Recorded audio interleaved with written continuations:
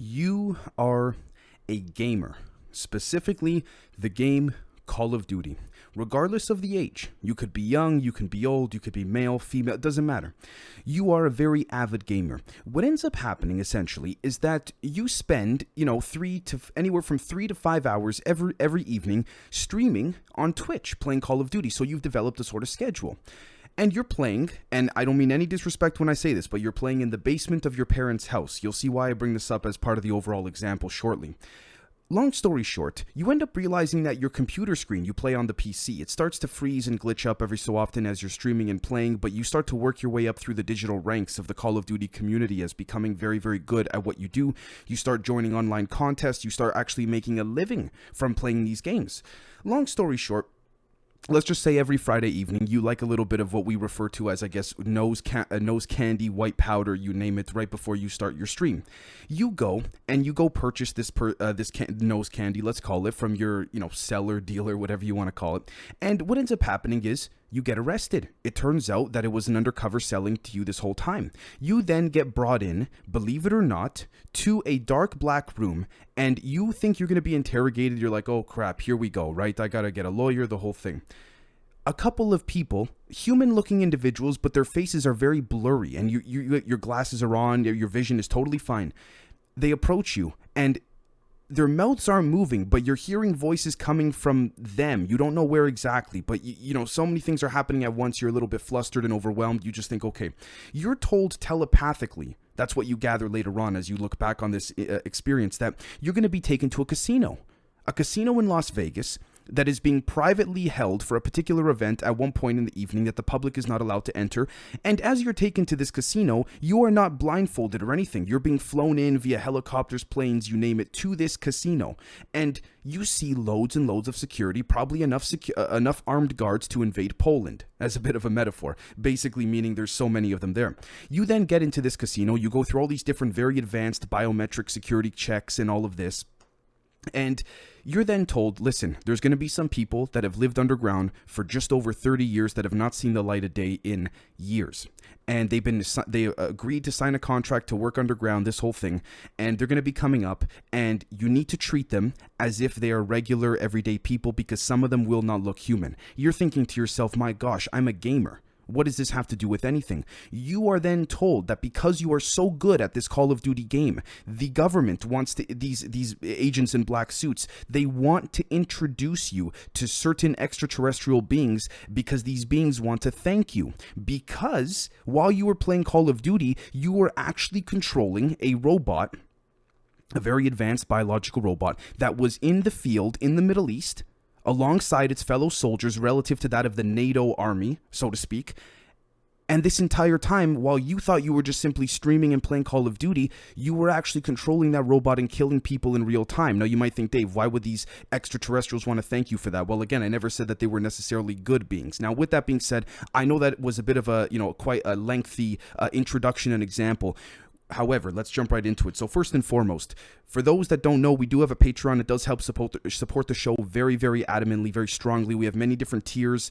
We have a fantastic, loving, welcoming community there, very open-minded individuals. We have loads of content on the Patreon that we simply cannot put out publicly due to the censorship. Patreon.com/Generation Z. Now, let's jump right into it. The SPHINX, harvesting electron-beam welding to reignite J-Rod's presence, and presence in quotes. So, let's jump right into it. Let's literally go step by step. I'm going to put my face in the corner here as to what we are going to be looking at. So first and foremost, what is electron beam welding? So according to twi-global.com, all right, what is electron beam welding? Process, definition, and advantages.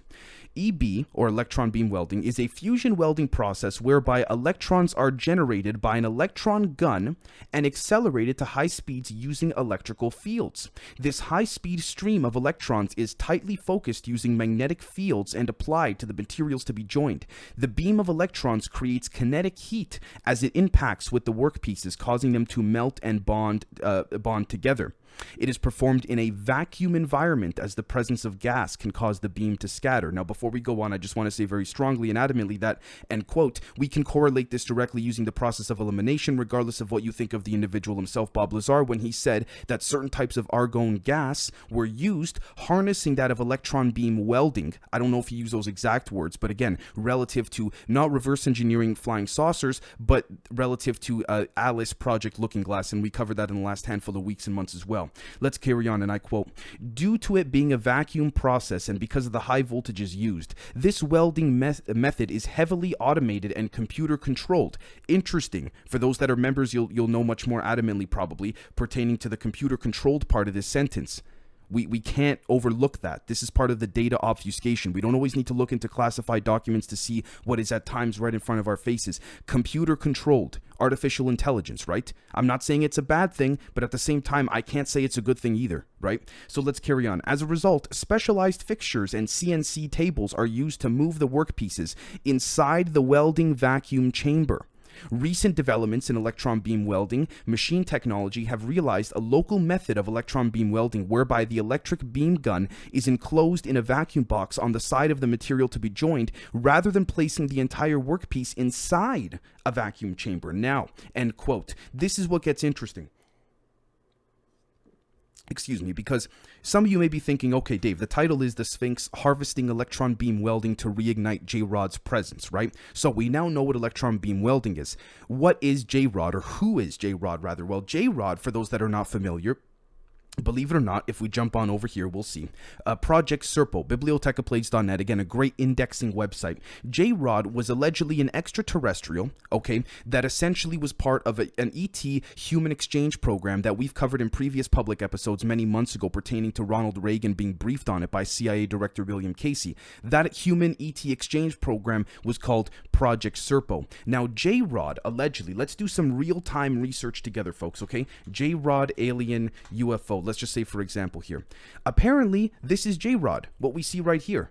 This is J-Rod, and interestingly enough, we can also help substantiate the photo because we see here the plane, or the jet, was called Colonel J-Rod. Okay, and we see here now, it looks to be, it has 3 fingers. Again, a very speculative image, but I just want to point this out. And you see the mask, or the helmet, seems to be a little bit different, assuming it's a helmet, even if that's the case, right? J-Rod allegedly was this being, all right, and we'll see over here. This may, in fact, be J-Rod as well, relative to a 1990s piece of footage that was leaked from an individual from Area 51.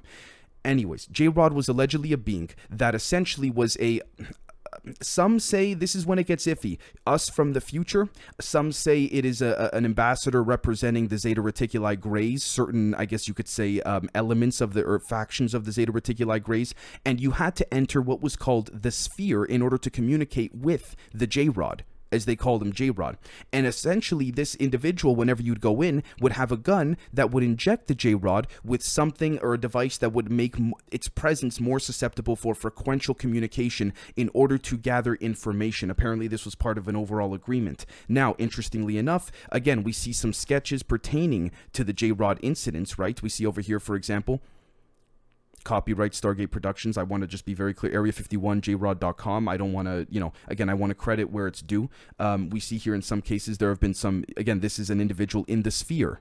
We see, and this is apparently the J-Rod attacking the individual in some cases. Now, you might be saying, Dave, why do you bring all of this up? Well, notice how the consistencies, regardless of the story, I mean, there are different angles of the story that are different, but one thing is consistent. Whenever a human enters the sphere, okay, with this gun, all right, folks, whenever a human enters the sphere with this gun, they have to inject the gun into the alien. And the gun is the one, or laser, whatever you want to call it, is the one consistent part of every angle of this particular story. Interestingly enough, again, we see now in this particular illustration, the drawing of the genitals of J-Rod, which is interesting because, again, J-Rod's genitals are allegedly have been photographed. Therefore, this would actually be, in most cases, a synthetic sovereign ET being that does have reproductive organs. This is allegedly another photograph of J-Rod from the Project Serpo program. Now, you might be saying, Dave, why do you bring all this up? Well, let's take a look back at electron beam welding, okay?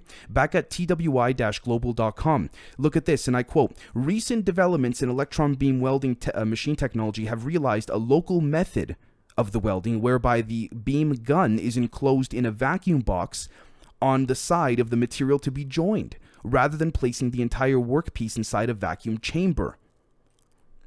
Would this not be, folks, would this not be the vacuum chamber, the sphere in which the individual went into? Right? Wearing the suit and then the gun, had to be applied, I would dare to say, because you might be saying, okay, Dave, what are you getting at here, right? What are you trying to point out? What point are you trying to make in this regard? The technology's been around. It's just being disseminated at this point in time in order to prepare for some type of dissemination of not disclosure, but energetic, I guess you could say, sandwiching, using certain frequencies to camouflage other frequencies with electron beam welding, which in some cases, some have argued the towers that are being put up relative to the new cell phone signal, as we'll call it. I want to be very careful in this case because this is going to be a public episode.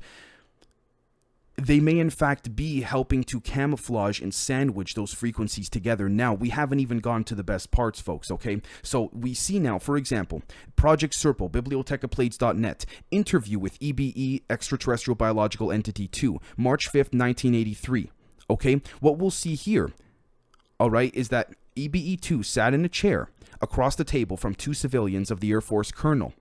All right, EBE2 responded in perfect English, but sounded like a machine-generated voice. Very hard to explain, but it was either coming from a device that EBE2 had in front of him, or from something in its body. EBE2 explained the weather of its planet, which was dry, varying temperatures between 65 and 90 degrees. There was 35 hours of constant sunshine and 3 hours of darkness. Rainfall occurred only during one of its months each year. The day lasted 38 of our hours. They did not have months, but did have years, which consisted of approximately 600 of our days. Excuse me, they used a society cycle, which I understood to be similar to our months. All right. During the society cycle, each Eben worked a certain time and conducted business. There was also a rest cycle, which consisted of a regulated period of sleep. I don't recall the exact hours or the exact number of hours sleep or rest. EBE2 discussed, all right, weather patterns and how they were formed. I don't recall the exact words, however, EBE2 seemed very intelligent and fully explained each weather pattern in precise detail. He used Earth's equivalents for meteorology terms, end quote. Now we're going to jump on over to rexresearch.com. Luc Montagnier, I'd like to thank, I believe this was, if I'm not mistaken, Brandy from our Patreon community for actually sending this to me, and I would have not known about this if it wasn't for you, so thank you so very much. We'll see here, and I quote, a Nobel Prize-winning biologist, all right, has ignited controversy after publishing details of an experiment in which a fragment of DNA appeared to teleport or imprint itself between test tubes. All right, hence the headline, DNA molecules can teleport, Nobel Prize winner says. According to a team headed by Luc Montagnier, previously known for his work on HIV and AIDS, again, we can make those real-world, modern-day connections to what's going on in the world right now. Two test tubes, one of which contained a tiny piece of bacterial DNA, the other pure water, were surrounded by a weak electromagnetic field of 7 hertz. Again, the number 7, take that as you will. It's not for me to say if that is something significant or not, but I definitely would dare to say it would be, especially those on Patreon, you know. 18 hours later, after DNA amplification using a polymerase chain reaction, as if by magic, the DNA was detectable in the test tube containing pure water. And if we scroll down, we will see, believe it or not, folks, again, the report here describing exactly what occurred. Remote transmission of electromagnetic signals inducing nanostructures amplifiable into a specific DNA sequence. Now, let's jump on over to, give me 1 second here. Sorry, phys.org. February 20th, 2006, folks. Nano world. Nano for self-healing material. Nanoparticles dispersed through a material can migrate to cracks, potentially leading to self-healing composites in everything from cockpits to microelectronics, experts told UPI's Nano World. End quote. Before I go on, notice how this was spoken of so adamantly, so openly, so positively many, many years ago. But now you say the word nano, all of a sudden, regardless, you type in nano on your Instagram post, your Twitter post, you can bet there's more than likely, I don't want to say for certain, but an algorithm that is looking up to see, oh my gosh, are you going to go against the narrative that's being pushed out these days? Whereas in 2006, this could be spoken about so easily. All right, we see here, in multi-layered microelectronic systems or in laminates, repairing cracks is something that could be done by the system itself. Consequently, repairs could be done with minimal external invasion, hence referring back to that again, this form of Mr. Luc Montagnier's report pertaining to the way in which DNA can in fact teleport relative to the example in a metaphorical sense I gave at the beginning about you being a kid playing Call of Duty, sort of being stuck in between all of this situation. You just happened to be a good gamer, not realizing you were controlling robots, doing all these things, and now you're right in the thick of it. You see what I'm saying? So again, you don't realize how involved you are even in your day-to-day life until you find out later on, my gosh, right? Now, here's what we're going to find equally as interesting as well. Look at this right here, thesun.co.uk. Close encounter. I photographed a bulbous-headed naked alien as the creature ran past my hunting camera in a notorious UFO hotspot. A hunter claims he caught a naked alien on camera as the creature ran past his trail camera in a notorious hotspot. This is what I mean, folks, when I say J-Rod's presence, all right, to reignite the presence, because we are witnessing right now, I would dare to argue, not saying it's factual, but we're witnessing a global restructuring or reshaping campaign, which is something that if we look at the Rand Corporation documents, or even documents published by various other sources relative to contractors and groupthinks pertaining to that of the military-industrial complex, it's out there. It's pretty obvious there was going to be some type of restructuring, and they said this back in the early 2000s. It is just being executed now. So don't get me wrong, a lot of things are classified, but a lot of data could actually be found within that of blatant data obfuscated, quote-unquote, public documents. And we know this because when we look, for example, at these beings that seem to have the same type of structures, if we zoom in a little bit here, compared to, for example, the UFO Turkey incident back in 2008, if I'm not mistaken, right? We see the shape of the heads of these beings and the mouth and the indentures and the curves and the way in which they behave and their mannerisms seem to be consistent. Now, you could say, Dave, this is maybe a guy wanting to do it for attention. Yes, I'm not speaking just on this particular instance. I'm just saying this is another report to throw into the database to then use later on as a process of elimination to say, hold on, something may actually be here. Now, let's take a look at this. News.sky.com. Venus may have alien life forms in its clouds, scientists suggest. Oh, how freaking convenient just now, right?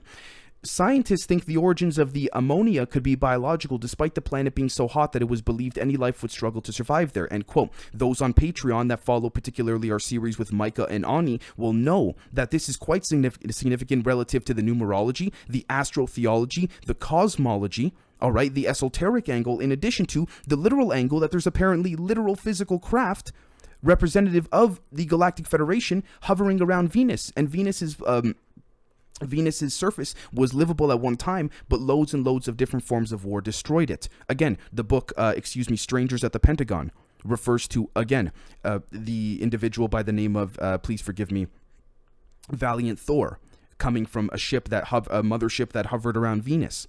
Okay, now let's take a look at this right over here. TheDrive.com.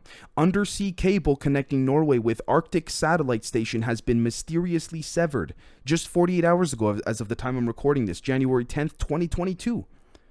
An undersea fiber optic cable located between mainland Norway and the Svalbard archipelago in the Arctic Ocean has been put out of action in a still mysterious incident.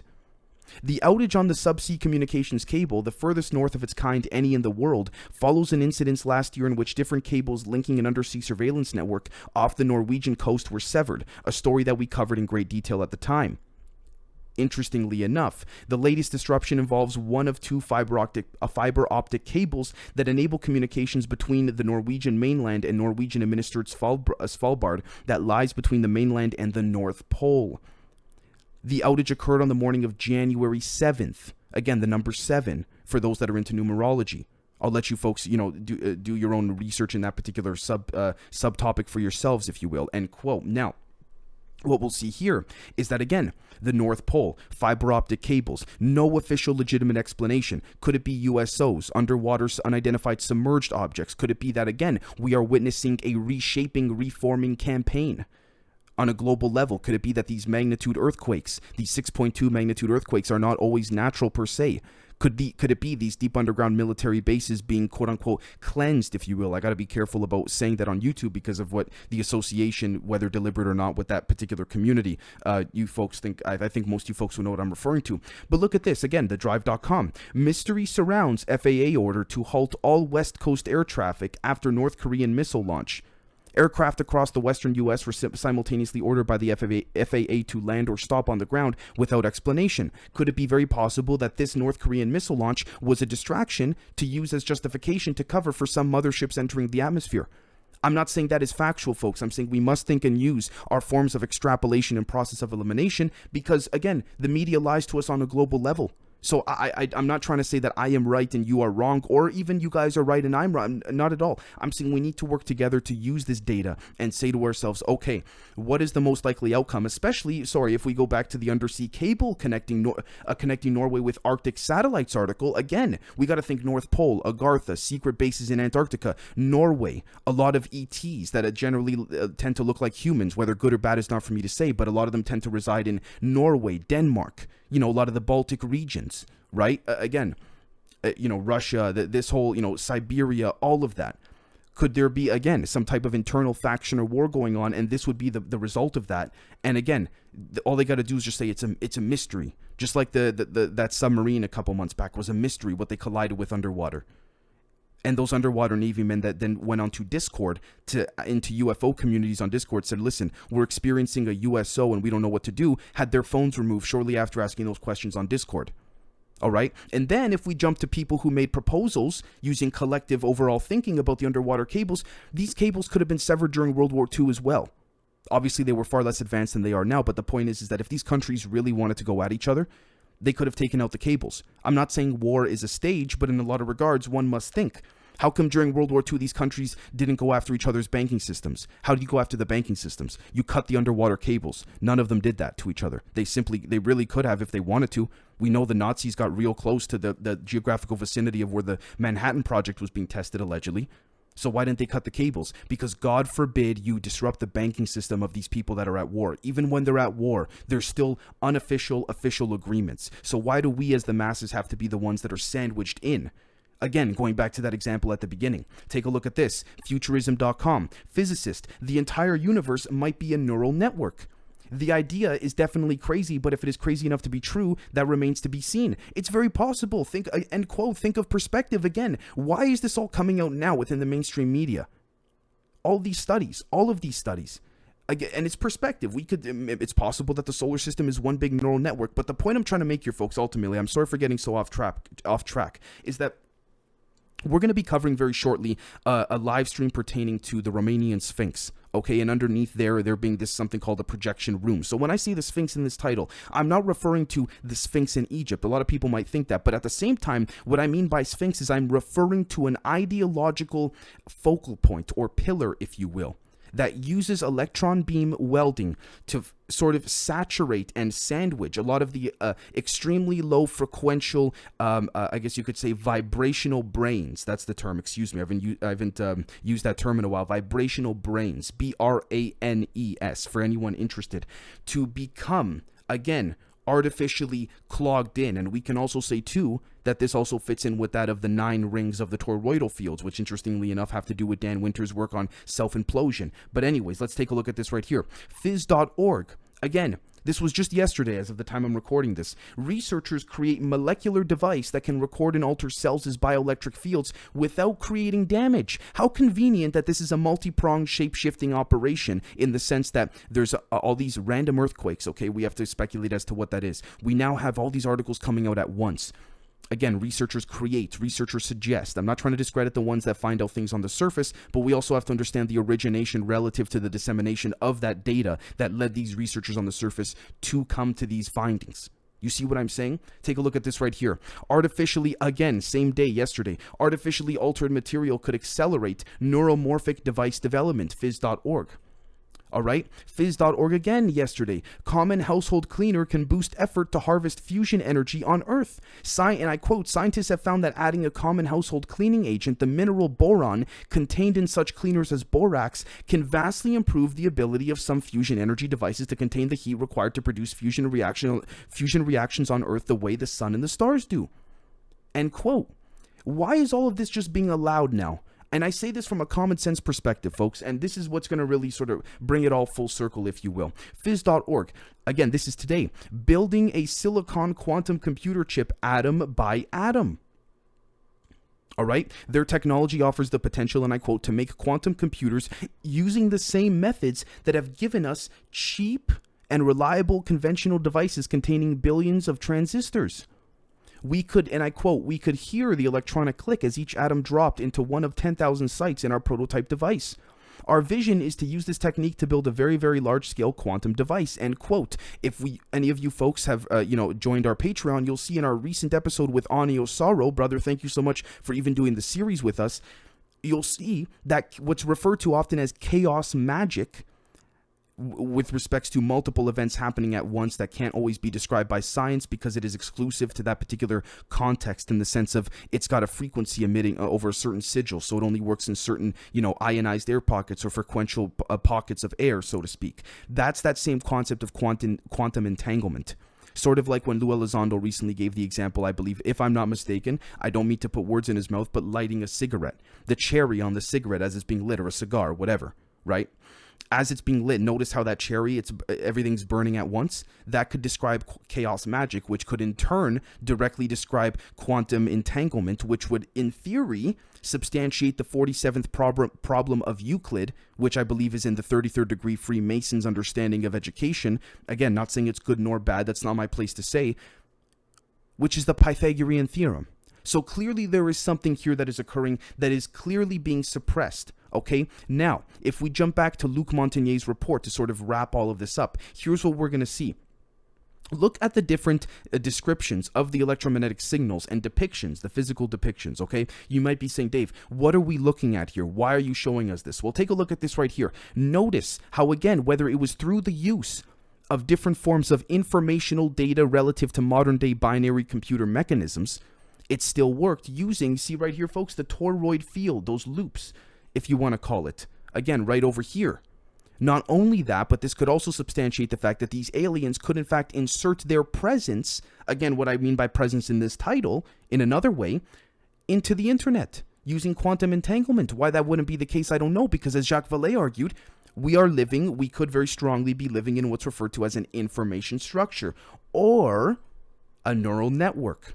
So, folks, I'd like to thank you so very much for hearing me out, for those that have come across the show for the first time and all that. Let me know what you think, and we'll catch you all very, very soon. Cheers.